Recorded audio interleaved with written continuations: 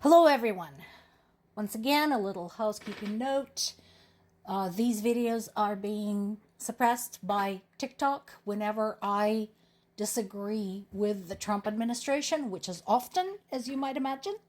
So, if you don't want to miss anything, or in case they shut me down altogether, please pop over to my Linktree, subscribe to my Substack, or to my YouTube.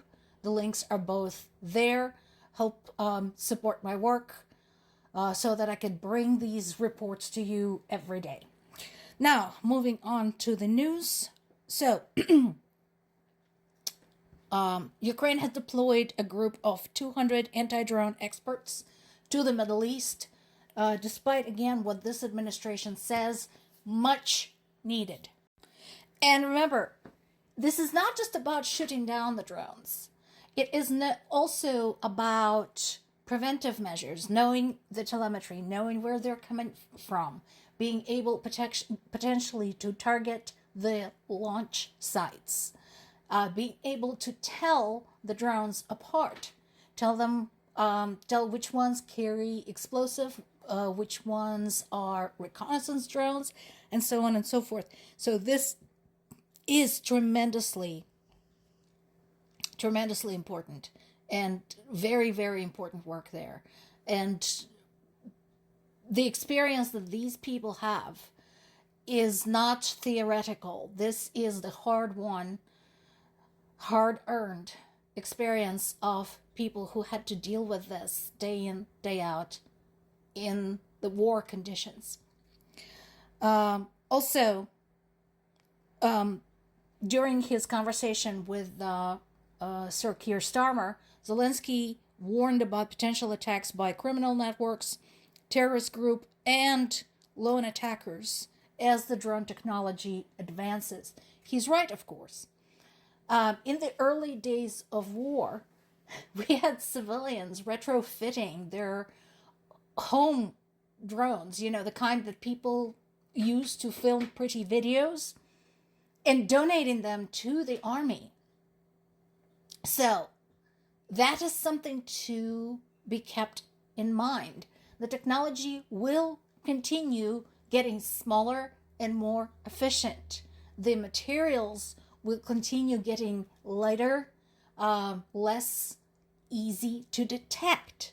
That will happen because that is what we know based on the development of all of our portable technologies. So, he has a very good point.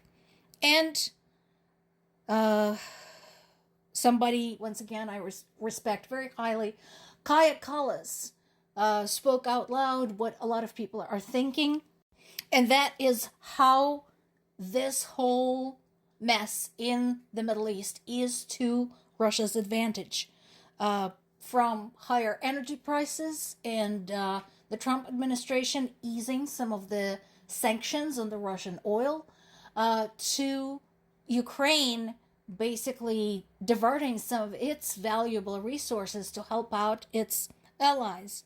So, yeah, she's right. And she is right when she says we cannot allow support for Ukraine to fizzle out. We cannot get lax on EU security. This is all tied together. This is all related. Finland's president, Alexander Stubb, agreed with Kallas. And again, listen to Finland. Listen to this country. They have their own bitter lessons that they have learned from being Russia's neighbors. And they have a chunk of land that they lost as the result. Do not ignore what Finland has to say about this. Now, going back to the Druzhba pipeline, so Ukraine has accepted EU's offer of technical support and funding to restore the oil through the Druzhba pipeline. So fix it up. However, they did point out that considering the scale of the damage and considering the area is still getting shelled by Russia, it's not like they can just turn on the faucet and let it go. Not gonna happen. Now, Hungary and Slovakia continue whining about this and accuse Ukraine of sabotage. Again, not a fucking clue as to, maybe accusing the real culprit. And let's not forget, we do have elections coming up in Hungary. I am watching that with great anxiety, considering what we have in place right now, Orban's propensity for using Russia's playbook. I am concerned about the integrity and safety of the Hungarian election. We'll see what's going to happen. We have reports of additional advances that Ukrainian military has been able to make in the southern Zaporizhia, Dnipropetrovsk regions. Again, this is so important to me. I know that the bombing's probably not gonna just magically go away, but this is something. I'll take it. Polish court approved the extradition of a Russian archaeologist, Alexander Butягin, to Ukraine because he's a thief.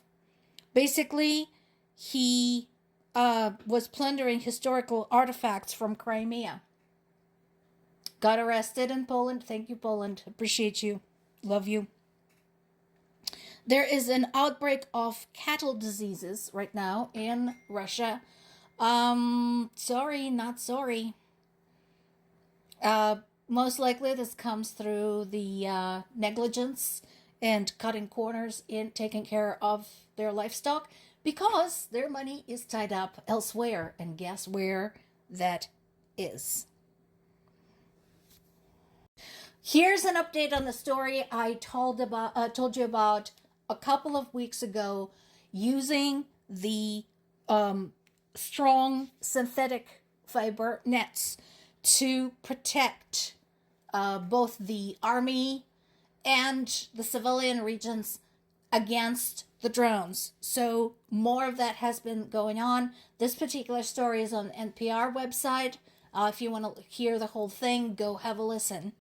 But this is another thing now that Ukraine can bring to the table for helping the allies protect their military zones and their military objects. And again, these nets are not that expensive. They are definitely less expensive to make in large quantities and deploy than $400,000 Patriot missiles. The story also reminds everybody how the drones operate. Not all of them are like that, but a lot of them are. And we already know that the vast majority, 80% of the frontline casualties have been caused by drones that can fly up to 15 miles. And I think the number among the civilian casualties is comparable. Meanwhile, Ukraine continues sending drones against Moscow. And again, Ukraine's military command is wisely not sharing any information about the nature of these drones. Are they just reconnaissance? Maybe. Still useful. Are they armed? Maybe. We don't know. They might hit something useful. But are they having an effect? Sure. Because Russia is having to work on intercepting those, and whenever they have to do this, their flight schedules at major airports gets all thrown out to hell. And remember, Moscow is home to 4 major airports. And Russia continues to be deranged when it comes to the conflict in Iran. Now remember, when the first strikes hit, Russia said that this was illegal, this was a violation of international law. Well, now they're bitching about EU refusing to support Trump as he continues the war in Iran. Why are they complaining? They should be thanking EU. But they're criticizing EU for being anti-Donald Trump. Oh well. More to come.